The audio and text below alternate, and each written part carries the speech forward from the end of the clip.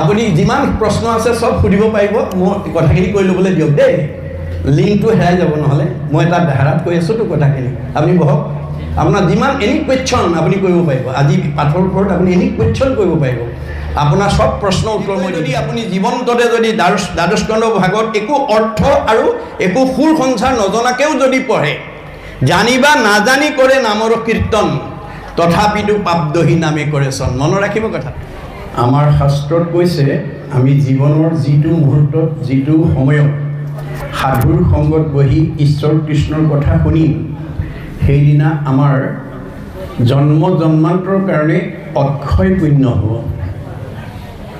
এই পুণ্যই আমাক জীয়াই থাকোঁতে সুখ আৰু ভোগ দিব পাৰিবাৰিক জীৱন দাম্পত্য জীৱন যুগ্ম জীৱন সাংসাৰিক জীৱন সামাজিক জীৱনত উন্নতি সাধন কৰিব আৰু জীৱই পৰম গতি লাভ কৰিব সেয়েহে আজিৰ দিনটো আমাৰ কাৰণে বৰ এটা স্মৰণীয় দিন বুলি আপোনালোকে অনুভৱ কৰিব লাগিব আৰু আজি আপোনালোকে যিমান মনোযোগেৰে ভাগৱত শুনিব সিমানেই আপোনালোক দুগুণ পাপৰ পৰা মুক্ত হ'ব বুলি কৃষ্ণই অৰ্জুনক কোৱাৰ চলৰে আমাক কৈছে হে অৰ্জুন তুমি জীৱনৰ যিটো দিনত মোৰ পৰম মংগল নাম শ্ৰদ্ধাৰে শুনিবা সেইদিনা তুমি দুগুণ পাপৰ পৰা নিজক মুক্ত কৰিব পাৰিবা যদি অনিচ্ছাকৃত বা অশ্ৰদ্ধাৰে শুনা তেতিয়াহ'লে তুমি এগুণ পাপৰ পৰাহে নিজক মুক্ত কৰিব পাৰিবা অপৰম মংগল নাম যিকোনো শ্ৰদ্ধাৰে শুনৈ হৰৈ পাপ তাহাৰ দুগুণ অনিচ্ছাত এক গুণ শ্ৰদ্ধাত দুগুণ নাম এই মতে বুজিবা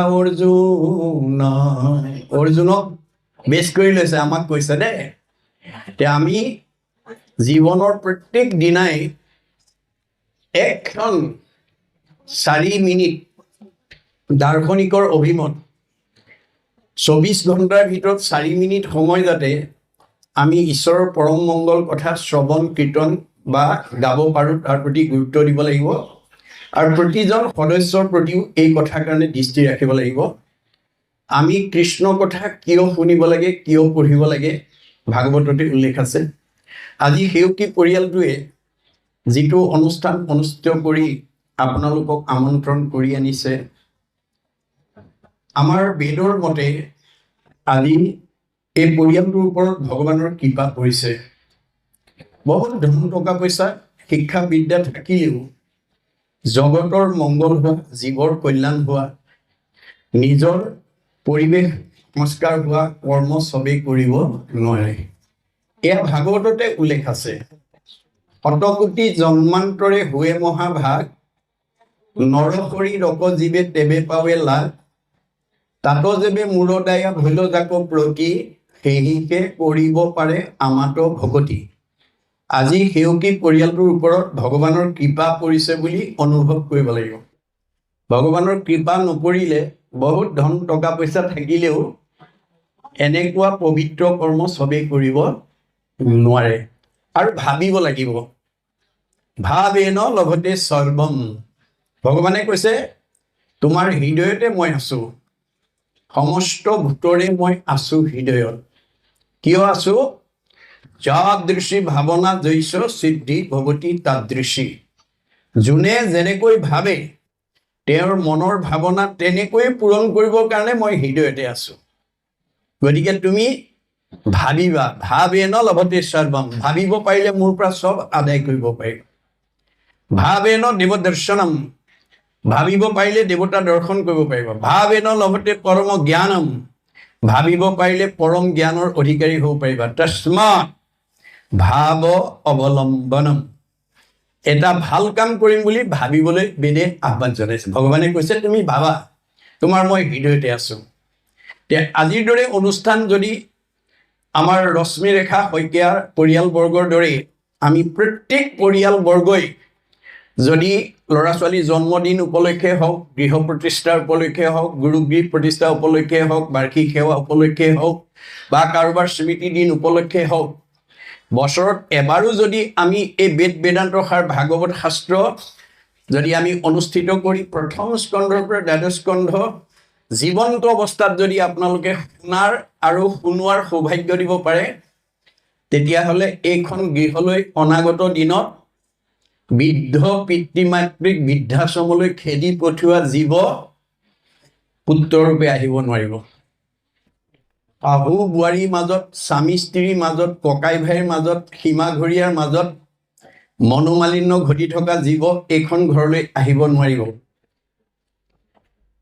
পোহৰৰ ওচৰলৈ যেনেকৈ আন্ধাৰ আহিব নোৱাৰাটো বিজ্ঞানসন্মত সত্য, ভাগৱতৰ ভক্তি ধৰ্ম য'ত চলি থাকিব তাত তেনেকৈ কোনো বিকাৰ আহিব নোৱাৰাটো তেনেকৈয়ে সত্য। আমি প্ৰত্যেক গৃহতে যাতে এই আদৰ্শৰে অনুষ্ঠিত কৰিব পাৰোঁ, আজি অংশগ্ৰহণ কৰা সকলে মনতে ভাবি যাব দেই যে আমিও বছৰত এবাৰ হ'লেও এনেকুৱা অনুষ্ঠান এটা পাতিম। গতিকে এই ভাগৱত কিয় পাতিব লাগে বা শুনিব লাগে, ভাগৱততে উল্লেখ আছে।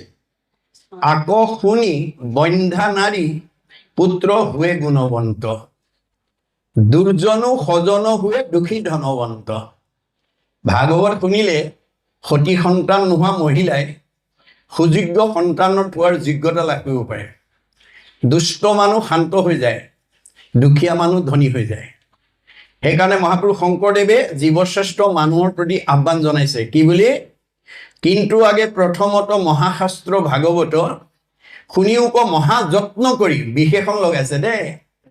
ভাগৱত শুনিবলৈ মহাযত্ন কৰি আহিব লাগিব। বোলে লাভ কি হ'ব? বিষয়ৰ দুখ যত সকলে কৰিব হত, হৰি ভকতৰ সংগ ধৰি। আজিৰ দৰে ভকতৰ সংগত যদি আমি ভাগৱত শুনিব পাৰোঁ, আপোনালোকৰ পাৰিবাৰিক জীৱন, দাম্পত্য জীৱন, যুগ্ম জীৱন, সাংসাৰিক জীৱন, সামাজিক জীৱন, ব্যক্তিগত জীৱনৰ সকলো দুখ কষ্টৰ পৰা আমি নিজক মুক্ত কৰিব পাৰিম। সেইকাৰণে আজি সেউকী পৰিয়ালৰ ৰভাৰ তলত বহি যি ভাগৱত শুনিছোঁ, এই ভাগৱত পূৰ্বতে ক'ত আছিল? স্বাদত অমৃতময় পৰম আনন্দ ৰস পূৰ্বতে আছিলা বৈকুণ্ঠত। কৃষ্ণৰ কৃপাত পাছে অৰ্ধেক বয়স গৈ পাইলা ব্ৰহ্মা পদ্ম কল্পত। সৃষ্টিকৰ্তা ব্ৰহ্মাই পদ্মকল্পত আধা বয়স যাওঁতে ভগৱানৰ শ্ৰীমুখেদি পেলাই 4 শ্লোকত এই ভাগৱত বস্তু শুনিছিল। শুনি কি কৰিলে? ব্ৰহ্মা দিলা নাৰদক ইটো ফলৰ ৰহস্যক, নাৰদে ব্যাসক আনি দিলা, নগৈল তিলেক ভাগি ইডালে সিডালে লাগি শুক মুখে মাটিত নামিলা। ভগৱানে ব্ৰহ্মাক ক'লে 4 শ্লোকত, ব্ৰহ্মাই 6 শ্লোকত নাৰদক ক'লে, নাৰদে 8 শ্লোকক ব্যাসক ক'লে, ব্যাসে 10 শ্লোকক শুকক ক'লে, আৰু শুকে 12 শ্লোকক পৰীক্ষিতক কোৱা ভাগৱত আজি আমি শইকীয়া আইগৰাকী ৰভাৰ তলত বহি শুনিবলৈ পাইছোঁ। গুৰুজনে আহ্বান জনাইছে, কৰা পান ফল ইটো যাৰো আছে ভাগ্য যিটো। আজি নিমন্ত্ৰণ ৰক্ষা কৰি যিসকলে ইয়াত অংশগ্ৰহণ কৰিছে সেই জীৱবিলাকক ভাগ্যৱান বুলি কৈছে। আৰু কি বুলি কৈছে? ৰস বিভাৱনত চতুৰ টেঙৰ বুলি কৈছে। আজি নিমন্ত্ৰণ ৰক্ষা কৰি যিসকলে ইয়ালৈকে আহিলে তেওঁলোক ভাগ্যৱান আৰু পৰম চতুৰ। সাধুৰ সংগ অনুসৰি কৃষ্ণ কথা কৰ্ণে ধৰি সমস্ত আপদ কৰা দূৰ। আজিৰ দৰে ভাগৱত যদি আমি শুনাৰ সৌভাগ্য ল'ব পাৰোঁ, সমস্ত জীৱনৰ আপদৰ পৰা আমি নিজক মুক্ত কৰিব পাৰিম। সেইকাৰণে ভাগৱত প্ৰথম ভাৰতবৰ্ষক কোনে শুনিবলৈ বাধ্য হৈছিল? যিজনক ভগৱন্তই ভাৰতবৰ্ষৰ শ্ৰেষ্ঠ বৈষ্ণৱ ৰজা কৰি জন্ম দিছিল। তৎসত্বেও অভিশপ্ত হৈ গ'ল। কিয়? বৈষ্ণৱৰ যিটো বৈশিষ্ট্য সেইটো প্ৰয়োগ কৰিব নাজানিলে। বৈষ্ণৱৰ বৈশিষ্ট্য কি? সাধুৰ সেৱা নাম ধৰ্ম কৰিবেক সাৰ, বৈষ্ণৱ বোলয় এই তত্ত্ব আছে যাৰ। আপোনালোকৰ পৰিয়ালৰ, আপোনালোকৰ সমাজৰ, আপোনালোকৰ পৰিৱেশৰ যাৰ মনত সন্ত মহন্ত ভক্ত বৈষ্ণৱৰ প্ৰতি শ্ৰদ্ধা থাকিব আৰু নামৰ প্ৰতি আস্থা থাকিব, সেই গুণ বিশিষ্ট ব্যক্তিজন ডেকা ল'ৰাও হ'ব পাৰে, গাভৰু ছোৱালী হ'ব পাৰে, বোৱাৰীও হ'ব পাৰে, শাহু হ'ব পাৰে, পিতৃও হ'ব পাৰে, মাতৃও হ'ব পাৰে। এই গুণ বিশিষ্ট জীৱটো শাস্ত্ৰই বৈষ্ণৱ বুলি কৈছে। বৈষ্ণৱৰ দ্বিতীয় বৈশিষ্ট্য এনেকৈ নামৰ অনুষ্ঠান, পাঠৰ অনুষ্ঠান, ভাগৱত ব্যাখ্যা, ধৰ্মালোচনী সভাত সমবেতভাৱে বহাৰ পিছত, একেলগে বহাৰ পিছত বৈষ্ণৱ গুণসম্পন্ন ব্যক্তিয়ে গ্ৰাম্য কথা নাপাতে, বিষয়ৰ কথা নাপাতে, ভকতৰ বিষয়ত নাহি আসকতি কৃষ্ণ কথা শুনিবলৈ সদায় কৰে ৰতি ভক্ত বৈষ্ণৱে সদায় ঈশ্বৰৰ কথা এটা শুনি কেনেকৈ জন্ম জন্মান্তৰ কাৰণে অক্ষয় পুণ্য সঞ্চয় কৰি জীয়াই থাকোঁতে শান্তি আৰু মৰিলে সদ্গতি পাব পাৰোঁ তাৰ কাৰণে অনুৰাগী হৈ থাকে কিউৰিয়চিটি অফ মাইণ্ড কৌতূহলী মন এটা লৈ বহি থাকে জগত পাৱন হৰি কথা সমুদায় ভকতৰ সংগ বিনে আন সংগ নাই আজি আপোনালোকৰ মন পবিত্ৰ কৰিব পৰা ঘৰখন পবিত্ৰ কৰিব পৰা পৰিৱেশটো পবিত্ৰ কৰিব পৰা শক্তি ভকতৰ বিনে আনত নাই সেইকাৰণে বৈষ্ণৱে মিঠা বাক্য নুবুলিব নামাতিব মিছা কৃষ্ণ কথা শুনিবলৈ কৰিবেকৈ ইচ্ছা কেনেকৈ 24 ঘণ্টাৰ ভিতৰত অমৃতময় কৃষ্ণ কথা এটা শুনি জন্ম জন্মান্তৰ কাৰণে অক্ষয় পুণ্য সঞ্চয় কৰিব পাৰোঁ তাৰ কাৰণে সদায় অনুৰাগী হৈ থাকে 4 নম্বৰ বৈশিষ্ট্য বৈষ্ণৱ ভকত বৈষ্ণৱে কেতিয়াও প্ৰাণী হিংসা নকৰিব প্ৰাণী হিংসা মনে একোজন সদায়ে চিন্তিব মাত্ৰ কৃষ্ণৰ চৰণ ভক্ত বৈষ্ণৱ গুণসম্পন্ন জীৱটোৱে জীৱৰ মতা মাইকী নাই ডেকা গাভৰু নাই দেহৰহে আছে দেই মাইকী ছোৱালীৰ দেহতো যদি এটা পুণ্য আত্মা আছে তেওঁ সদায় এই গুণ বিশিষ্ট হ'বই নকৰিব প্ৰাণী হিংসা মনে একোজন সদায় চিন্তিব মাত্ৰ কৃষ্ণৰ চৰণ কিয় প্ৰাণী হিংসা নকৰে ভগৱানে কৈছে যত দেখা ভূত প্ৰাণী সবা থাকে বিষ্ণু মানি হিংসা এৰি কৰা উপকাৰ মই চবতে আছো দেই আত্মাৰূপে কুকুৰ চিগাৰ্ল গদৰ্ভৰু আত্মাৰাম জানিয়া সবাকো কৰিবা প্ৰণাম দেহটোহে কুকুৰ মেকুৰী গাহৰি আত্মাটো নহয় কৰ্ম ফলেহে সেই কুকুৰ মেকুৰী হৈ আছে তাত আমাৰ হাত নাই গতিকে আমাৰ সকলোকে পাৰিলে উপকাৰ কৰিব লাগে কাকো হিংসা কৰিব নালাগে এটো হ'ল ভগৱানৰ বাণী বেদৰ বাণী পৰীক্ষিতে সেইখিনিতে ভুল কৰি দিলে কি কৰিলে তেওঁ ভাৰতবৰ্ষৰ শ্ৰেষ্ঠ বৈষ্ণৱ ৰজা হৈ মৃগয়া কৰিবৰ কাৰণে গুচি গ'ল পহু মাৰিবৰ কাৰণে গুচি গ'ল প্ৰাণী হিংসা কৰিবৰ কাৰণে গুচি গ'ল ভাৱতে পাপ সিজিলে পহুৰ পিছত দৌৰি দৌৰি পিয়াহত অণ্ঠকণ্ঠ শুকাই সমীক ঋষিৰ আশ্ৰমত পানী বিচাৰি সোমাল যিটো সময়ত সমীক ঋষিয়ে একান্ত মনে ঈশ্বৰক ধ্যান কৰি আছে কোন আহিছে কোন অহা নাই ক'ব নোৱাৰে আজি আপোনালোকে ইয়াত বহি পেলাই যদি মই কোৱা কথাখিনি একান্ত মনে শুনি থাকে আপোনালোকৰ মুখৰ আগেদি বা পিছেদি কোন গৈছে কোন আহিছে আপোনালোকে ক'ব নোৱাৰে কিন্তু পৰীক্ষিতে সেইটো বিবেচনা নকৰি পদমৰ্যাদাক প্ৰাধান্য দি মই দেশৰ ৰজা তুমি মোৰ প্ৰজা তোমাৰ আশ্ৰমত মই আহিছোঁ তুমি মোক মান্যতা দিয়া নাই এইগুলি খঙত একো নাই হ'ল ধনুৰ আগেৰে মৰা সাপ এটা আনি সমীক ঋষিৰ ডিঙিত মেৰিয়াই থৈ গুচি গ'ল খবৰটো তেওঁ খেলি থকা পুত্ৰ চিংগিমুনিয়ে লগৰীয়াৰ মুখে গম পায় দৌৰি আহি দেখিলে হয় পিতাকৰ ডিঙিত কোনোবাই মৰা সাপ আঁৰি থৈ গৈছে তেওঁ খঙত একো নাই হৈ লগে লগে অভিশাপ দি দিলে কি বুলি মোৰ পিতাদেউৰ ডিঙিত যোনে এনেকৈ মৰা সাপ আঁৰি থৈ গৈছে এই তক্ষকে তেওঁক 7 দিনত দংশন কৰি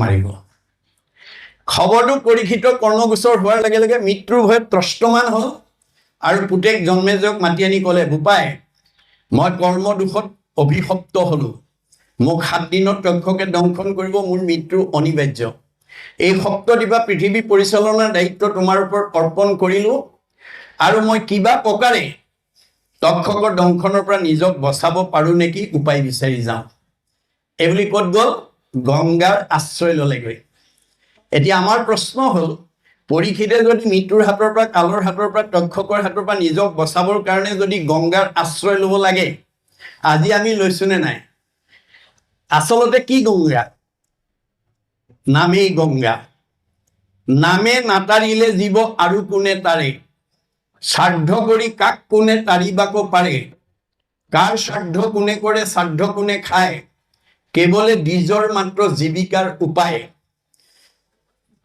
শ্ৰাদ্ধটো বিশ্বাস কৰি নাম যিটো এৰে সিটোজনে আপোনাকো আত্মঘাত কৰে এয়া বেদৰ বাণী মনত ৰাখিবা দেই কথাষাৰ শুনাৰ লগে লগে ৰাজ্যৰ দেৱঋষি ৰাজঋষি ব্ৰহ্মঋষি ঋতিজকে প্ৰমুখ্য কৰি গণ্যমান্যসকল আহি পৰীক্ষিতৰ সন্মুখত সমবেত হ'ল এই কথাটোৱে আমাক কি শিকাইছে যে আপোনালোকৰ এই হৈবৰ গাঁৱৰ চাৰিসীমাত বিভিন্ন পৰিয়াল, বিভিন্ন বংশ, বিভিন্ন জাতি, বিভিন্ন সম্প্ৰদায়, বিভিন্ন ধৰ্ম, বিভিন্ন ভাষা-ভাষীৰ লোকে বসবাস কৰি থাকিব পাৰে।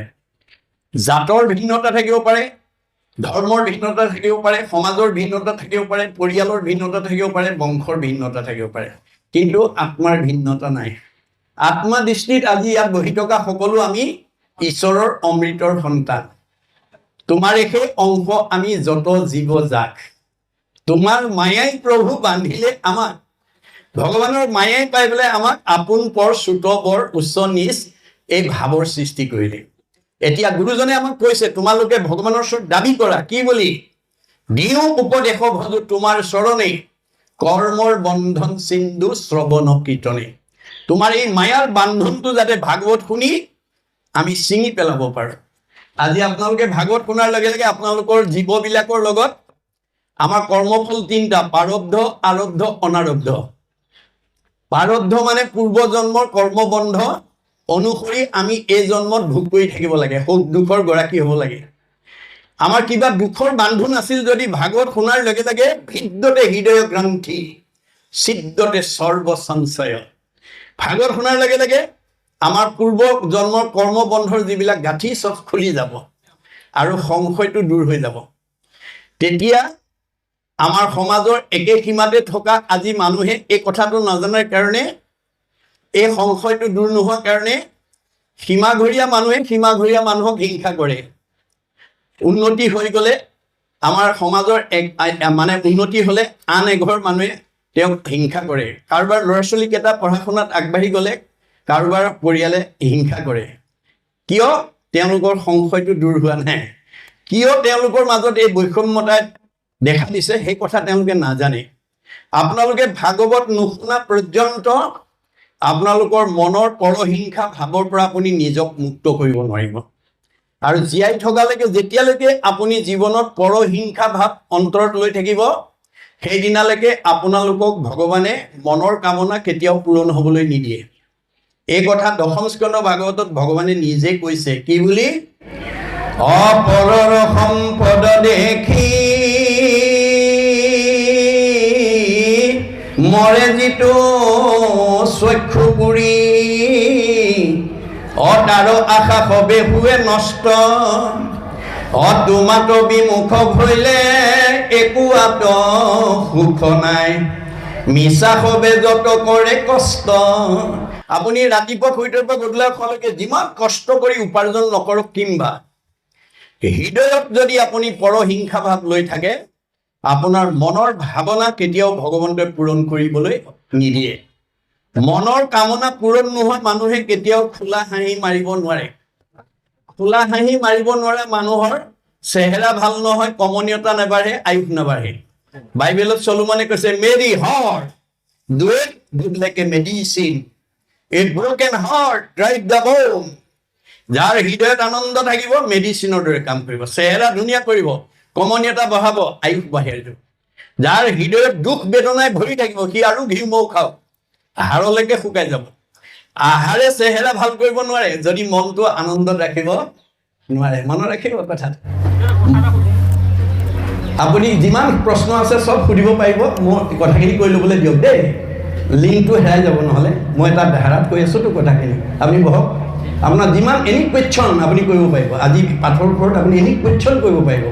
আপোনাৰ চব প্ৰশ্নৰ উত্তৰ মই দি থৈ যাম, খালি মাত্ৰ মোক কথাখিনি কৈ ল'বলৈ দিয়ক। মই এটা ধাৰাত কথাখিনি কৈ আহিছোঁতো, মাজতে ৰসভংগ হৈ যাব, সেইকাৰণে মাজত প্ৰশ্ন নকৰিব। যিমান প্ৰশ্ন আছে লিখিতভাৱে দিয়ক বা মনত ৰাখি থওক। গতিকে আমাৰ মনটো আনন্দত ৰাখিবলৈ আজিৰ দৰে ঈশ্বৰৰ কথা শুনিবলৈ আহিবই লাগিব। আপুনি এই জন্মত নহয় পিছৰ জন্মত, পিছৰ জন্ম নহয় কোটি জন্মত। আজিৰ দৰে অনুষ্ঠানলৈ আহি আমাৰ জীৱটোক যেতিয়ালৈকে সংস্কাৰ কৰিব নোৱাৰি, এইটো জীৱই কেতিয়াও মুক্তি লাভ কৰিব নোৱাৰিব। ই তিনিটা লেয়াৰৰ ভিতৰত ঘূৰি থাকিব। এইটো ধৰ্ম দৰ্শন নহয়, বিজ্ঞানেও স্বীকাৰ কৰিছে। আমাৰ পৃথিৱীৰ উপৰিভাগত যি বায়ুমণ্ডল আছে তাক ঘনত্বৰ ওপৰত বিজ্ঞানে প্ৰধানকৈ তিনিটা স্তৰত ভাগ কৰি দেখুৱাইছে: টপস্ফিয়াৰ, টেট্ৰস্ফিয়াৰ, আইনস্ফিয়াৰ। আইনস্ফিয়াৰত আটাইতকৈ ওপৰৰ স্তৰ বৈতৰণী নদী বুলি কল্পনা কৰা হৈছে। ভাগৱত শুনা জীৱ, ঈশ্বৰৰ কথা শুনা জীৱ ইমান নিৰ্মল হৈ যাব, প্ৰয়াণৰ পিছত ৰকেটৰ দৰে তিনিটা লেয়াৰ ভেদ কৰি 14 ব্ৰহ্মাণ্ডৰ বাহিৰত জীৱ ভগতৰ কাৰণে নিৰ্মাণ কৰি থোৱা বৈকুণ্ঠত অৱস্থান কৰিব আৰু ঘূৰি আহিব নালাগে। আমি ভাগৱত শুনিবলৈ কিয় আহিব লাগে? জন্ম ৰহিত হ'বৰ কাৰণে। আপুনি জন্ম হ'লে গৰ্ভৰ যন্ত্ৰণা আৰু মৃত্যুৰ ভয়ে আপোনাৰ পিছে পিছে খেদি থাকিব। গতিকে ভাগৱত নুশুনা জীৱ অহা যোৱা কৰি থাকিব লাগিব। সেইকাৰণে আপোনালোকে এই পৰিৱেশটো তৃণমূল প্ৰত্যেকখন ঘৰ সমাজ নামঘৰত সৃষ্টি কৰিবই লাগিব, নহ'লে আমাৰ জীৱই কেতিয়াও মুক্তি পাব নোৱাৰে। গতিকে আমাৰ ভাগৱত শুনাৰ লগে লগে কি হ'ব? এইবিলাক আমাৰ নাইকিয়া হৈ যাব। সেইকাৰণে পৰীক্ষিতে ভাগৱত শুনিবলৈ বাধ্য হৈ গৈছিল। যে ভাগৱত নুশুনে তেওঁ মানে মৃত্যুৰ ভয়ত যেতিয়া গংগাৰ আশ্ৰয় লৈছিলে সকলোৱে আহি সমবেত হৈছিলে। এই কথাটোৱে আমাক কি শিকাইছে? যে শৈবৰ গাঁৱৰ চাৰিসীমাত বিভিন্ন জাতি জনগোষ্ঠীৰ লোকে বসবাস কৰিব পাৰে। আপোনাৰ জাতিৰ ভিন্নতা, বংশৰ ভিন্নতা, পৰিয়ালৰ ভিন্নতা, সমাজৰ ভিন্নতা থাকিব পাৰে, কিন্তু আত্মাৰ ভিন্নতা নাই। আপোনালোকৰ গাঁওখনত কাৰোবাৰ বিপদ এটা হ'লে আপুনি খবৰ এটা লোৱাটো মানৱীয় ধৰ্ম। ভগৱানে ভাল পাব। ভগৱানে কাক ভাল পায়? God loves him who loves his creature. ভগৱানে সেইজনকে ভাল পায় যি তেওঁৰ সৃষ্টিৰ প্ৰাণীবিলাকক ভাল পায়। আপোনালোকে বিপদৰ সময়ত খবৰ এটা লোৱাটো মানৱীয় ধৰ্ম, ভগৱানে ভাল পাব। গতিকে পৰীক্ষিতৰ সন্মুখত যেতিয়া সকলো আহি সমবেত হ'ল, তেওঁ সাহস পালে, প্ৰেৰণা পালে আৰু প্ৰশ্ন কৰিলে, কোৱা দেৱঋষি, কোৱা ৰাজঋষি, কোৱা ব্ৰহ্মঋষি, কোৱা ঋতিজ, কোৱা গণ্যমান্যসকল, কি কৰিলে মই তক্ষকৰ দংশনৰ পৰা নিজক বচাব পাৰিম? ৰজাৰ প্ৰশ্ন শুনি প্ৰত্যেকে নিজা নিজা অভিমত আগবঢ়ালে।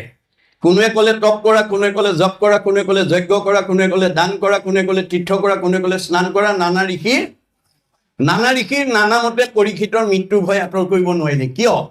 কাৰণটো একাদশ স্কন্ধ ভাগৱত গুৰুজনাই লিখি থৈ গৈছে। ভগৱানৰ সৃষ্টিৰ চাৰিমুঠি জীৱৰ ভিতৰত উৰণ বুৰণ গজন ভ্ৰমণ, চাৰিমুঠি জীৱৰ ভিতৰত আজিৰ দৰে একেলগে বহি ঈশ্বৰ ভক্তি কৰি মুক্তি লাভ কৰিব পৰা শক্তি মানুহৰ বাদে আনৰ নাই। আপুনি পৃথিৱীৰ য'তেই জন্মগ্ৰহণ নকৰক, যি জাতি জনগোষ্ঠীতে জন্মগ্ৰহণ নকৰক, ঈশ্বৰক ভজিবই লাগিব। ঈশ্বৰক নভজা জীৱ কেতিয়াও মুক্তি পাব নোৱাৰে। গতিকে আমি কেনেকৈ ঈশ্বৰক ভজিলে আমি মুক্তি লাভ কৰিম, সেই কথা তেওঁ নিজৰ মুখেদি কৈছে। আন ধৰ্ম ঋষিৰ মুখে কৰাইলা বেকত, কহিলা আপোন মুখে নিজ ধৰ্ম যত। ভগৱানে আমি জীৱশ্ৰেষ্ঠ মানুহ হিচাপে যিটো ধৰ্ম আচৰণ কৰিলে, যিটো ভক্তি কৰিলে আমি মুক্তি পাওঁ, সেইটো তেওঁ নিজৰ মুখেদি কৈছে। আন ধৰ্মবিলাক ঋষিবিলাকৰ মুখেদি কৈছে। সেইকাৰণে নানা ঋষিৰ নানা মতে পৰীক্ষিতৰ মৃত্যু ভয় আঁতৰ কৰিব নোৱাৰিলে। অৱশেষত শুকদেৱে আহি প্ৰথম স্কন্ধৰ পৰা দ্বাদশ স্কন্ধলৈকে 7 দিন 7 ৰাতি নীৰৱ নিচ্ছিন্নভাৱে পৰীক্ষিতক যেতিয়া ভাগৱত শ্ৰৱণ কৰাই দিলে, দ্বাদশ স্কন্ধ ভাগৱত শুনাৰ লগে লগে পৰীক্ষিতৰ ব্ৰহ্মজ্ঞান প্ৰাপ্ত হৈ গ'ল। মই ইমান সময় মৰিম বুলি যিটো ভয় কৰি আছিলোঁ, তাৰ দেখোন মৃত্যুৱেই নাই। অৰ্থাৎ আমাৰ জীৱৰ মৃত্যু নাই। মৃত্যু কাৰ আছে? দেহৰহে ধৰ্ম জনম মৰণ। এই দেহটোৰহে জন্ম মৃত্যু আছে। জীৱৰ কি আছে? সংস্কাৰ আৰু গতি। আমাৰ জীৱৰ গতি কেনেকুৱা হ'ব? গীতাত কৈছে, যেন জোকে তীৰ্ণ পাৰিলে এৰয় অপৰ, জীৱৰ দেহৰ জানা সেহি পতন্তৰ। আমাৰ দেহত থকা জীৱটো শ্ৰেণী জোকৰ লগত তুলনা কৰিছে গীতাই। এটা শ্ৰেণী জোকে মুখৰ আগত আন এডাল বন নোপোৱালৈকে পিছৰডাল এৰি নিদিয়ে। ঠিক তেনেকৈ আমাৰ দেহত থকা জীৱটোৱে আন এটা দেহ নোপোৱালৈকে এইটো দেহৰ পৰা ওলাই নাযায়। দ্বিতীয় এটা উপমা কৈছে, যেন নৱ বস্ত্ৰক পুৰুষে পিন্ধে আগ, পুৰাতন বস্ত্ৰ পাছে কৰে পৰিত্যাগ। যে আমি ফটা চোলা এটা পিন্ধি আছিলোঁ, নতুন এটা বজাৰৰ পৰা অনাৰ লগে লগে যেনেকৈ পুৰণাটো পেলাই নতুনটো পিন্ধো, ঠিক তেনেকৈ আমাৰ দেহত থকা জীৱটোৱে নতুন এটা দেহ পালে এইটো দেহৰ পৰা ওলাই যাব। এতিয়া আপোনাৰ দেহত থকা জীৱটো আপুনি ওপৰলৈ পঠাবনে তললৈ পঠাব? গতি দুটা দেই, হয় ওপৰলৈ যাব, নহয় তললৈ যাব। গতিকে আপোনাৰ জীৱটোৰ দায়িত্ব আপোনাৰ হাতত ন্যস্ত কৰিছে। দাৰ্শনিক পণ্ডিতে কৈছে, you are the creator of your own destiny. আপোনাৰ ভাগ্যখন আপুনি নিজে গঢ়িব লাগিব। আপোনাৰ পৰিয়ালটো আপুনি ভাল কৰিব লাগিব। আপোনাৰ ঘৰখন আপুনি ভাল কৰিব পাৰিব। আপোনাৰ পৰিৱেশ আপুনি ভাল কৰিব লাগিব। আপোনাৰ সমাজখন আপুনি ভাল কৰিব লাগিব। আনে ভাল কৰিব নোৱাৰে। মাধৱদেৱে কৈছে, আপুনি আপোনাৰ শত্ৰু, আপুনি আপোনাৰ মিত্ৰ, আপুনি আপোনাৰ ৰাখে মাৰে। হৰিক নভজি নৰে, আপুনি হৈ নষ্ট, হৰি ভজি আপোনাক তাৰে। গতিকে আমি আজিৰ দৰে ঈশ্বৰক নভজিলে আমি নিজক তৰাব নোৱাৰোঁ। আমি অহা যোৱা কৰি থাকিব লাগিব কৰ্ম দুখত। মনত ৰাখিব কথাটো। 3টা লেয়াৰৰ ভিতৰতে পুনৰপি জনমম পুনৰপি মৰণম হৈ থাকিব লাগিব, ভগৱন্তৰ ওচৰলৈকে যাব নোৱাৰিম। সেইকাৰণে এই পৰিৱেশ আমি প্ৰত্যেকে সৃষ্টি কৰিব লাগিব। এইটো গুৰুজনাৰ দৰ্শন, মনত ৰাখিব কথাটো। গতিকে পৰীক্ষিতে যেতিয়া সুখদেৱে আহি দ্বাদশ স্কন্ধ ভাগৱত শুনাই দিয়াৰ লগে লগে এই জ্ঞানটো হৈ গ'ল আৰু মুক্তি পালে। পৰীক্ষিতে যদি 12 স্কন্ধ ভাগৱত শুনি মুক্তি পায়, আমি পাম নে নেপাম? এই বিশ্বাস আমাক লাগিব দেই, যে পৰীক্ষিতো এটা জীৱ আমাৰ নিচিনাই। তেওঁ 12 স্কন্ধ ভাগৱত শুনি যদি গতি পালে, মই যদি 12 স্কন্ধ শুনো বা পঢ়ো, আপোনালোকৰ পঢ়াত কোনো বাধা নাই দেই। ডেকা ল'ৰা, গাভৰু ছোৱালী, বোৱাৰী, জীয়াৰী, শৰণীয়া অশৰণীয়া, দাড়ি থকা দাড়ি নথকা চবেই পঢ়িব পাৰে। ভাগৱত পঢ়াত কোনো বাধা নাই। হৰিনামক কীৰ্তনত নাহিকে নিয়ম একো, এতেকেহে ধৰ্ম মাজে সাৰ। অন্য ধৰ্মত নিয়ম বান্ধি থৈছে, ভাগৱত ধৰ্মত নিয়ম নাই। নিয়ম কেৱল আনুষ্ঠানিকতাতহে আহিব। এতিয়া মাষ্টাৰ ডিগ্ৰী অসমীয়াত লোৱা ছাত্ৰ ছাত্ৰীয়ে ইউনিভাৰ্চিটিত টেবুলৰ ওপৰতে দশম কীৰ্তন, ঘোষা ৰত্নাৱলী, গীতা ভাগৱত পঢ়ি অসমীয়াত মাষ্টাৰ ডিগ্ৰী লৈ আহিছে। অধ্যয়নত বাধা নাই, মনত ৰাখিব। আজি অংশগ্ৰহণ কৰা প্ৰত্যেকে এটা মনত ভাৱ লৈ যাব যে মই অহা কালিৰ পৰা ভাগৱত একেবাৰে আৰম্ভণি কৰিম। এটা অধ্যায় পঢ়িব নোৱাৰিব পাৰে, এটা স্তম্ভ পঢ়ি চিনটো দি পিছত আকৌ গধূলি তাৰ পৰা পঢ়ক। এনেকৈ যদি আপুনি জীৱন্ততে যদি দ্বাদশ স্কন্ধ ভাগৱত একো অৰ্থ আৰু একো সুৰ সঞ্চাৰ নজনাকেও যদি পঢ়ে, জানিবা নাজানি কৰে নামৰ কীৰ্তন, তথাপিতো পাপদহি নামে কৰে চন। মনত ৰাখিব কথাটো। আপুনি মুখৰ আগত বিহ অকণমান পৰি আছে, নাজানে বিহ বুলি অমৃত বুলি বুটলি খাই দিলে, বিহে ক'ব নেকি এই নাজানি খাইছে এওঁক নামাৰো বুলি? বিহ জানিয়েই খাওক বা নাজানিয়েই খাওক, বিহ খালে মানুহ মৰিবই। ভগৱন্তৰ কথা অৰ্থ জানি পঢ়ক বা অৰ্থ নাজানি পঢ়ক, জানিবা নাজানি কৰে নামৰ কীৰ্তন, তথাপিতো পাপদহি নামে কৰে চন। মনত ৰাখিব কথাটো। আপোনালোকে দ্বাদশ স্কন্ধ জীয়াই থকা অৱস্থাত যাতে এবাৰ লুটিয়াব পৰাকৈ আপোনালোকে কৰ্ম আঁচনি লওক, চব জীৱ উদ্ধাৰ হৈ যাব পৰীক্ষিতৰ দৰে। মনত ৰাখিব। খালি মাত্ৰ আমি বিশ্বাস কৰিব লাগে। বিশ্বাসে পাইবে তাংক তৰ্কে বহুত দূৰ। মহাত্মা গান্ধীয়ে কৈছে religious beliefs are based on faith. ধৰ্ম দৰ্শন বিশ্বাসৰ ওপৰত নিৰ্ভৰ কৰে। Religion is not really what is grasped by brain but by heart. ধৰ্ম দৰ্শন মগজে ঢুকি পোৱা বস্তু নহয়, কাৰোবাক দেখুৱাই দিব পৰা বস্তু নহয়, ই অন্তৰৰ উপলব্ধিৰ বস্তু। উপলব্ধিয়ে সংস্কাৰ কৰে, মনত ৰাখিব। গতিকে আজি আমি যি পাঠ পঢ়িম, এই পাঠৰ ওপৰত প্ৰতিটো কথা আপোনালোকে উপলব্ধি কৰিব লাগিব। উপলব্ধিয়ে সংস্কাৰ কৰিব। যদি আপুনি শুনিব লাগে কাৰণে শুনিছে, পঢ়িব লাগে কাৰণে পঢ়িছে, কোনো কথা উপলব্ধি কৰা নাই, তেতিয়া আপোনাৰ কোনো সংস্কাৰ নহ'ব। আপুনি যেইচেতে হৈ থাকিব, যেনে আছে তেনেই থাকিব, আপোনাৰ স্বভাৱৰ সলনি নহ'ব। গতিকে আমি উপলব্ধি কৰিব লাগিব। আমাৰ সেইকাৰণে দাৰ্শনিক পণ্ডিতে কৈছে ভগৱানে আপোনালোকক প্ৰত্যেককে আজি ইয়াত বহি থকা প্ৰত্যেককে কিবা নহয় কিবা এটা প্ৰতিভা দি পঠিয়াইছে। কাক কি দিছে আপোনালোকে জানে। কাৰোবাক ডাক্তৰ, কাৰোবাক ইঞ্জিনিয়াৰ, কাৰোবাক প্ৰবক্তা, কাৰোবাক অধিবক্তা, কাৰোবাক বুদ্ধিজীৱী, জ্ঞানী, মানি, খেতিয়ক, ব্যৱসায়ী ইত্যাদি ইত্যাদি। কিন্তু দাৰ্শনিক পণ্ডিতে কৈছে ভগৱন্তৰ প্ৰতিভাটো তুমি প্ৰণালীবদ্ধ প্ৰয়োগৰ দ্বাৰা বিজ্ঞানলৈ উত্তৰণ কৰিবলৈ শিকিবা। বিজ্ঞানটোক উপলব্ধিৰ দ্বাৰা দৰ্শনলৈ উত্তৰণ কৰিবলৈ শিকিবা। দৰ্শনটোক উপলব্ধিৰ দ্বাৰা ধৰ্মত নি যদি প্ৰতিষ্ঠা কৰিব পাৰা, ধৰ্ম ৰক্ষতি ৰক্ষিত। ধৰ্মই আমাক তেতিয়া ৰাখিব। মনত ৰাখিব দেই। প্ৰত্যেককে প্ৰতিভা দিছে, কিন্তু ভগৱানে কাক কি প্ৰতিভা দিছে আপোনালোকেহে জানে। কিন্তু সেই প্ৰতিভাটো আপোনালোকে প্ৰণালীবদ্ধ প্ৰয়োগ, systematic knowledge is science, realize science is philosophy, realize philosophy is religion, religion is the highest sense of philosophy. প্ৰণালীবদ্ধ জ্ঞানক বিজ্ঞান বুলি কৈছে। বিজ্ঞানটো যেতিয়া উপলব্ধি কৰিব দৰ্শন, দৰ্শনটো যেতিয়া উপলব্ধি কৰিব ধৰ্ম, ধৰ্মতকৈ আৰু শ্ৰেষ্ঠ দৰ্শন নাই। শংকৰদেৱে এটা বাক্যত বুজাই দিছে, যতেক দেখা খোজ সমুদায়, হস্থিৰ খোজত সবে লুকায়। প্ৰকৃতি জগতত যিমানবিলাক জীৱ জন্তু আছে, সকলো জন্তুৰ খোজ হাতীৰ খোজত লুকাই যায়। হাতীৰ খোজতকৈ আৰু ডাঙৰ খোজ একো প্ৰাণীৰে নাই। ঠিক তেনেকৈ এই পৃথিৱীত যিমান ডাঙৰ মানুহ নহওক, ৰাষ্ট্ৰপতিও কৃষ্ণতে বিলীন হ'ব লাগিব, সাধাৰণ নাগৰিকো কৃষ্ণতে বিলীন হ'ব লাগিব, MLA মিনিষ্টাৰো কৃষ্ণতে বিলীন হ'ব লাগিব, ঠেলাৱালা ৰিক্সাৱালাও কৃষ্ণতে বিলীন হ'ব লাগিব। আপোনালোকৰ হৈবৰ গাঁৱৰ ধনী মানুহজনো কৃষ্ণতে বিলীন হ'ব লাগিব, দুখীয়া মানুহজনো কৃষ্ণতে বিলীন হ'ব। কৃষ্ণৰ ব্যতিৰেকে আৰু দ্বিতীয় নাই। সেইকাৰণে গুৰুজনে কৈছে কৃষ্ণক পুজিলে পূজা সমস্তৰে হয়, পৃথকে পুজিলে পূজা কেহু নলয়। কৃষ্ণ হৈছে সৰ্বদেৱতাৰ মূল। মানে বুজিছনে? কৃষ্ণ এক দেৱ দুখ হাৰি, কাল মায়া দিৰো অধিকাৰী, কৃষ্ণ বিনে শ্ৰেষ্ঠ দেৱ নাহি নাহি আৰ। কৃষ্ণতকৈ আৰু শ্ৰেষ্ঠ দেৱতা নাই। যিজনৰ ত্ৰিপিটিত তুষ্ট হ'ব দেউ, জানিবা সিজন পিতৃ এক কৃষ্ণ দেউ। আমাৰ সকলোৰে পিতৃ কৃষ্ণ। তেওঁক যদি আমি ভক্তিৰ দ্বাৰা সন্তুষ্ট কৰিব পাৰোঁ, তেওঁ তেতিয়া সকলো দেৱতা সন্তুষ্ট হৈ যাব। গতিকে এই দৰ্শন আমাক দিছে। এতিয়া এই একাদশ স্কন্ধ ভাগৱতত আপোনালোকে জানে ভগৱন্ত যুগে যুগে অৱতাৰ হৈ আছে, হৈ থাকিব। কি কাৰণে হয়? গীতাত কৈছে যদা যদা হি ধৰ্মস্য গ্লানি ভৱতি ভাৰত অদ্ভুত স্থানম অধৰ্মস্য তদাত্মানম সৃজমহম পৰিত্ৰাণায় সাধুনাম বিনাশায় চ দুষ্কৃতাম ধৰ্ম সংস্থাপনাৰ্থে সম্ভৱামি যুগে যুগে। যে দুষ্টক দমন, শান্তক পালন, দুষ্কৃতি বিনাশ, সংস্কৃতি প্ৰতিষ্ঠা কৰিবৰ কাৰণে যুগে যুগে অৱতাৰ হৈ আছে, হৈ থাকিব।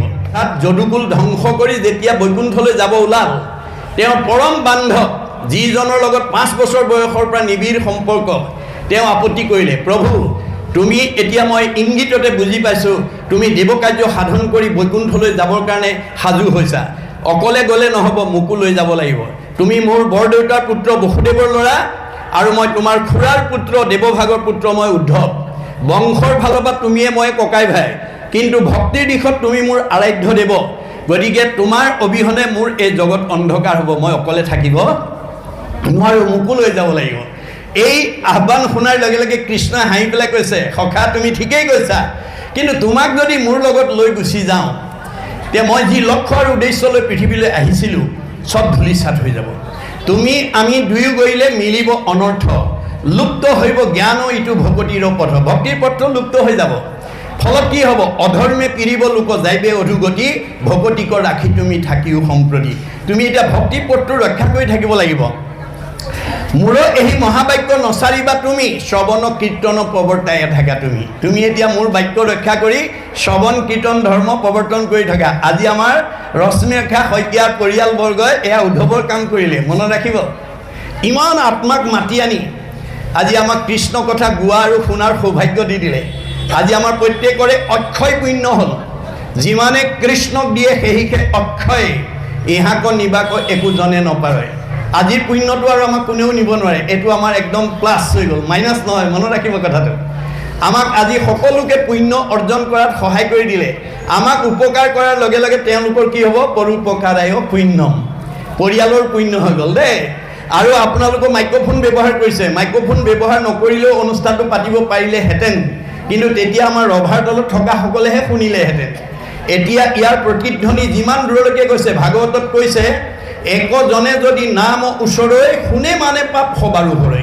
ইয়াৰ প্ৰতিধ্বনি যিমান দূৰলৈ গৈছে, মানুহটো দূৰৰ কথা, মোৰ ভক্ত দৈত্য থাকে উদাৰ চৰিত্ৰ, কীট পতংগ কুশিটো কৰে পবিত্ৰ। গতিকে পঁইতাচোৰা নিগনি পৰ্যন্ত প্ৰাণী জগতৰো আজি এই অনুষ্ঠানটোৱে উপকাৰ কৰিব। জগতৰ প্ৰদূষণ বায়ু সংশোধন কৰাত এই আঁচনিয়ে সহায় কৰিব। গতিকে জগতৰ উপকাৰ কাম কৰাৰ কাৰণে পৰিয়ালৰ কি হ'ব? পৰোপকাৰায় পুণ্যম, তেওঁলোকৰ আজি অক্ষয় পুণ্য হ'ব, মনত ৰাখিব কথাটো। সেইকাৰণে এনেকুৱা আঁচনিত যদি ঈশ্বৰে দিয়া সমৰ্থ থাকে, মাইক্ৰফোন ব্যৱহাৰ কৰিব, ভগৱানৰ নাম যিমান প্ৰচাৰ কৰিব সিমান পুণ্য বেছি হ'ব। গতিকে এতিয়া উদ্ধৱক ক'লে যে তুমি চিন্তা কৰিব নালাগে, তোমাৰ জীৱনশৈলীৰ যিমানবিলাক প্ৰয়োজনীয় দিশ মই চব তোমাক দি থৈ আহিছোঁ। তোমাৰ কাৰণে পুণ্যভূমি প্ৰতিষ্ঠা কৰি থৈ আহিছোঁ, তোমাৰ কাৰণে তীৰ্থস্থান প্ৰতিষ্ঠা কৰি থৈ আহিছোঁ, তোমাৰ কাৰণে বৈকুণ্ঠ প্ৰতিষ্ঠা কৰি থৈ আহিছোঁ, তোমাৰ কাৰণে সত্ৰ প্ৰতিষ্ঠা কৰি থৈ আহিছোঁ, আৰু মই প্ৰয়াণৰ পিছত তোমাৰ মাজতেই থাকিম। নিশ্চয় কৰি কহোঁ শুনা সাৱধানে, তুমি ভকত যি স্থানে থাকে সেই পুণ্যভূমি। আজিও আমি যদিও শইকীয়া আই ৰভাৰ তলত আছোঁ বুলি ভাবিছোঁ, আমাৰ বেদৰ মতে আজি আমি পুণ্যভূমিত আছোঁ। এই পুণ্যভূমিত ঈশ্বৰৰ কথা শুনা ভক্তসকলে য'ত ঈশ্বৰৰ কথা শুনিব, শ্ৰৱণ কীৰ্তন মোৰ কৰে যত্ৰ যত্ৰ, দ্বিতীয় বৈকুণ্ঠ কিন্তু তাকে বোলে সত্ৰ। এইখন আজি আধ্যাত্মিকভাৱে এই ঠাই আজি দ্বিতীয় বৈকুণ্ঠ সত্ৰলৈ ৰূপান্তৰ হৈছে। আৰু নাৰদক কৈছে নহং তিষ্টামি বৈকুণ্ঠে যোগী নাং হৃদয়ে ন স মদ ভক্তা যত্ৰ গায়ন্তী তত্ৰ তিষ্টামি নাৰদ। হে নাৰদ, তুমি বৈকুণ্ঠক বিচাৰি মোক নাপাবা, যোগীৰ হৃদয়ত মই নাথাকোঁ। মোৰ ভকতে য'ত মোৰ গুণ নাম ল'ব মই তাতেই থাকোঁ। অকল হিন্দু দৰ্শনে নহয়, বাইবেলত কৈছে হুৱেৰ টু অৰ মোৰ এছেম্বল, যি ঠাইত দুজন বা তাতকৈ অধিক মানুহ গোট খায়, ইন মাই নেম, মোৰ নাম লয়, আই এম দেয়াৰ, মই তাতেই থাকোঁ। আজি ভগৱান ইয়াত বিদ্যমান হৈ আছে, মনত ৰাখিব কথাটো। আৰু উদ্ধৱকো কৈছে মই প্ৰয়াণৰ পিছতো তোমাৰ মাজত থাকিম। ক'ত থাকিম? তিৰুদ্ধায় প্ৰবিষ্টু অয়ম শ্ৰীমদ ভাগৱত নৰ্বম তে নয় বাংময় মূৰ্তি প্ৰত্যক্ষ বৰ্ততে হৰৈ শ্ৰৱণাত সেৱনাত দৰ্শনাত পাঠাত পাপনাশিনী। ভগৱান এতিয়া প্ৰয়াণ হৈ পেলাই প্ৰয়াণৰ পিছত ভাগৱতত কেনেকৈ আছে? শব্দ ব্ৰহ্ম, ৱৰ্ড ইজ গড। তেওঁ শব্দ ব্ৰহ্ম, বাক্য ব্ৰহ্মৰূপে ভাগৱতত অন্তৰ্নিহিত হৈ আছে। সেই ভাগৱত যদি জীৱনৰ কোনোদিনা সেৱা কৰিব পাৰে, দৰ্শন কৰিব পাৰে, শ্ৰৱণ কৰিব পাৰে, কীৰ্তন কৰিব পাৰে, চব পাপ নাইকিয়া কৰি দিব। কি পাপ আমাৰ নাইকিয়া কৰিব? এই পাপ আমি কাৰোবাক দেখুৱাই দিয়া বস্তু নহয়। দাৰ্শনিকৰ অভিমত যে আমাৰ মনৰ কিছুমান বেয়া গুণৰ সমষ্টি, কুবুদ্ধি, অসৎ চিন্তা, অসৎ ভাৱনা, অসৎ পৰিকল্পনা, কুসংস্কাৰ, অন্ধবিশ্বাস, মনৰ সংকীৰ্ণতা, কুপৰম্পৰা, এইবিলাক পাপ। আজি আমাৰ ভাগৱত শুনিবলৈ মাতি আহিছে। ইয়াতে যদি কোনোবাই ভাগৱত ব্যাখ্যা কৰি থকা অৱস্থাত গ্ৰাম্য কথা পাতি থাকে, তেওঁ কিহে পালে বাৰু? তেওঁ কুবুদ্ধিয়ে পালে, তেওঁ পাপ হ'ব। আপোনাৰ দুজনে গ্ৰাম্য কথা পতাৰ কাৰণে ওচৰজনে যদি কৃষ্ণ কথা শুনাত বাধা কৰিছে, তেতিয়াহ'লে পতা দুজনৰ কি হ'ব? পাপায়ো পৰপীড়নম। মনত ৰাখিব কথাটো। আজি এই পবিত্ৰ ঠাইলৈ আহিও তেওঁ পাপ লৈ যাব লাগিব। সেই সকলো বেয়া ভাৱবিলাক ভাগৱত শুনাৰ লগে লগে নাইকিয়া হৈ যাব। আৰু ক'লে উদ্ধৱ, তোমাক মই জীৱনশৈলীৰ যিমান প্ৰয়োজনীয় দিশ সকলো ক'লোঁ। তোমাক জ্ঞান যুগৰ কথা ক'লোঁ, কৰ্ম যুগৰ কথা ক'লোঁ, ভক্তি যুগৰ কথা ক'লোঁ। এতিয়া এই গোটেই কথাখিনি শুনাৰ পিছত তোমাৰ কি অনুভৱ হ'ল? আৰু কিবা জানিবলৈ বাকী আছে যদি কোৱা, মই যোৱাৰ আগতে সকলো প্ৰশ্নৰ সংশয় দূৰ কৰি থৈ যাম। এই বুলি কোৱাৰ লগে লগে, কৃষ্ণৰ মুখৰ এই বাণী শুনাৰ লগে লগে উদ্ধৱৰ কি অনুভৱ হ'ল আজি আমাক পাঠে ক'ব। আমি পাঠৰ ওপৰত ভিত্তি কৰি আজি আমি আলোচনা কৰিম। আজিৰ পাঠৰ প্ৰতিটো কথাৰ ওপৰত আপোনালোকে প্ৰশ্ন কৰি সংশয় দূৰ কৰি ল'ব পাৰিব। কিন্তু প্ৰশ্নখিনি অন্য প্ৰশ্ন আজি পাঠৰ মাজলৈকে নানিব। কিয়? ৰসভংগ হৈ যাব। আপোনালোকৰ যদি কিবা ব্যক্তিগত কিবা সংশয় আছে, মোৰ লগত বাই ফোন হওক বা অনুষ্ঠানৰ পিছত হওক, আপোনালোকে সুধি সংশয়টো দূৰ কৰিব। সংশয়টো দূৰ নোহোৱাকৈ আনক কথা নক'ব। আপুনি নিজে যিটো কথা মানে নাজানে, আনক কৈ পেলাই বিভ্ৰাতে নিনিব। গতিকে সেইটো কৰিব। আজি মাত্ৰ প্ৰশ্নখিনি, যিমান প্ৰশ্ন আছে পাঠৰ ভিত্তিত কৰিব। আমি পাঠৰ ওপৰত আলোচনা কৰিম। এই পাঠটোৰ জৰিয়তে আমাক ভাগৱতে কি ক'ব গৈছে, ইয়াৰ পৰা জানিবলগীয়া, বুজিবলগীয়া, শিকিবলগীয়া আৰু আমাৰ উঠি অহা প্ৰজন্মক জনাবলগীয়া, বুজাবলগীয়া, শিকাবলগীয়া কি দিশ আছে তাৰ ওপৰত আলোচনা কৰিম। তাৰ ওপৰত মই আলোচনা কৰিম। এই আলোচনাত যদি কিবা সংশয় থাকে আপোনালোকে প্ৰশ্ন কৰি সংশয়খিনি দূৰ কৰিব। আৰু মই ব্যাখ্যা কৰি থকা মাজতে ঘপকৈ উঠি প্ৰশ্ন নকৰিব, ৰসভংগ হ'ব। মই ব্যাখ্যা সামৰাৰ পিছত কৰিব অথবা লিখিতভাৱে মোলৈ প্ৰশ্নটো পঠাই দিব। এতিয়া মই পাঠকক এই কৃষ্ণৰ এই আহ্বান শুনি উদ্ধৱৰ মনত কি ভাৱনা জাগ্ৰত হ'ল, আমাৰ মনত হৈছেনে নাই, এই কথা আজি আমি পাঠ ভিত্তিত আলোচনা কৰিম। কৃষ্ণ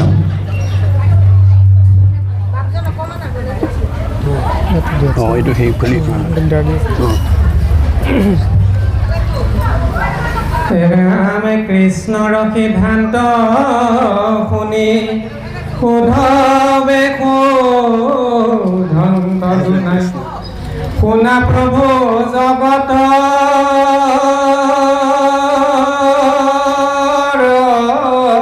বাপ, জানিলো সন্তৰ সংগে তোমাত ভকতি কৰি, এৰাই তেৱে সংসাৰ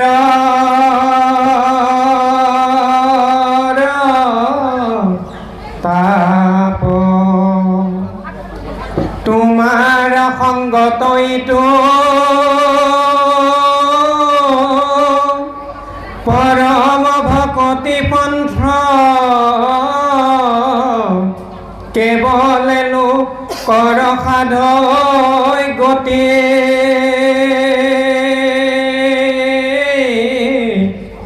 কিন্তু বেদে ফুৰৈ গাই জ্ঞান বিনে গতি নাই, আকে শুনি ভ্ৰমই মোৰ মতি, এৰাম কতো বোলে কৰ্ম কৰা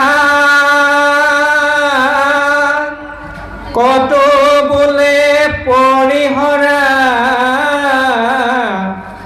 মিলৈ আতম মনত সংশয় তুমি বিনে নাহিয়ান তুমি শিৱ সৰ্বজান বুজাইতো কহিও নিশ্চয় হে ৰাম সংসাৰগত তইতো পৰিল সমস্ত লোক তাতে দংখিলে কাল সাপে পৰম কৃপায়ে আয়ে বাক্য অমৃত কহিঞ্চি অয়োধাৰিও জগত বাপে।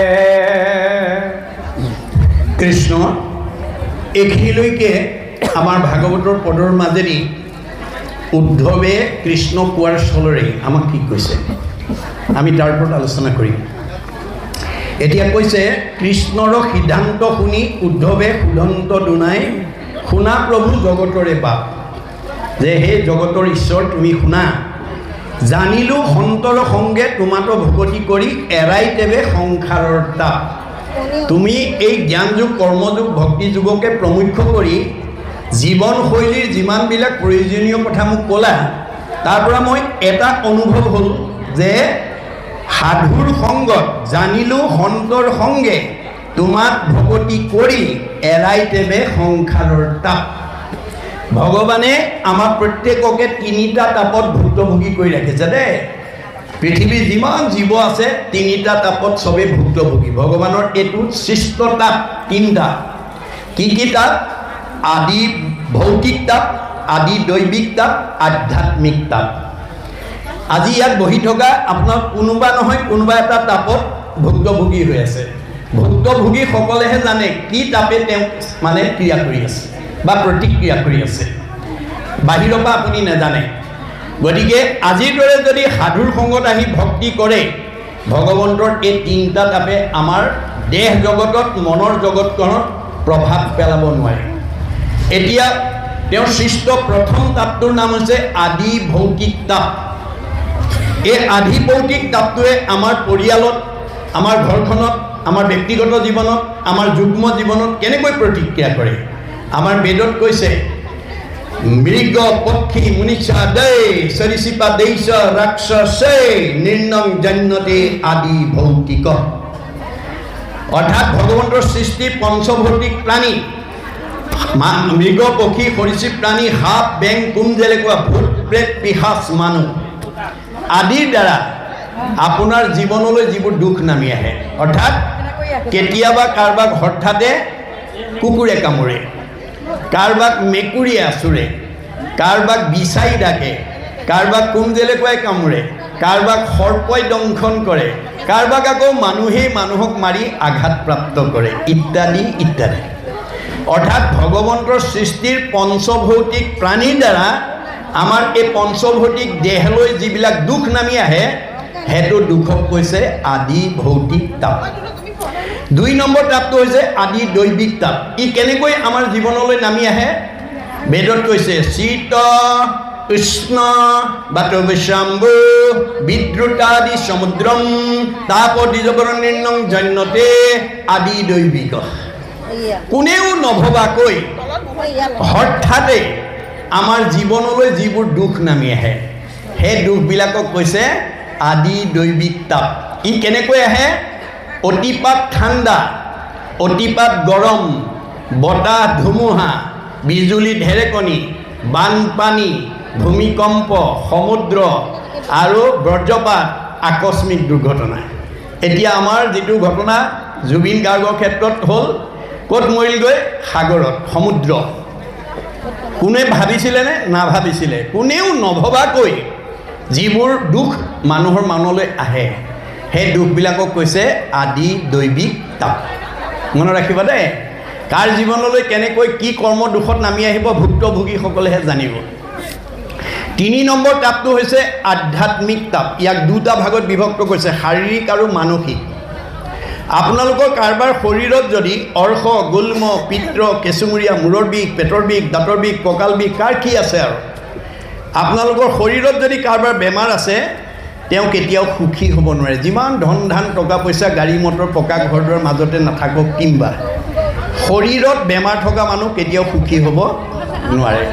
এইটো আধ্যাত্মিকৰ শাৰীৰিক তাপ। মানসিক তাপ 6 প্ৰকাৰে আহে, মনত ৰাখিব দেই। ক্ষুধা, তৃষ্ণা, জৰা, মৃত্যু, শোক, মোহ। আপুনি ভোকত এমুঠি খাব নাপালে শৰীৰে কষ্ট পাব, পিয়াহত এগিলাচ পানী খাব নাপালে কষ্ট পাব, জৰা এটা সময়ত কিচকিচীয়া চুলি, ৰিং মাৰিলে কোনে এমাইললৈকে দেখে, কমনীয় দেহা, টান টান বস্তু চুবাই, যাওঁ বুলিলে যায়, খাওঁ বুলিলে খায়। কিন্তু কালৰ অতৰ্কিত গতিত কিচকিচীয়া চুলিকেইডাল এদিন মৰাপাতৰ দৰে বগা হৈ যাব, দৃষ্টিশক্তি কমি আহিব, শ্ৰৱণ শক্তি কমি আহিব, শৰীৰ সুতুৰা সুতুৰ পৰিব, টান টান বস্তু চুবা দাঁতকেইটা সুলকি পৰিব, যাওঁ বুলিলে যাওঁ, খাওঁ বুলিলে খাওঁ বোলা দেহাটো মুখৰ আগত কোনোবাই এমুঠি নিদিলে খাবলৈ নোপোৱা অৱস্থা হ'ব।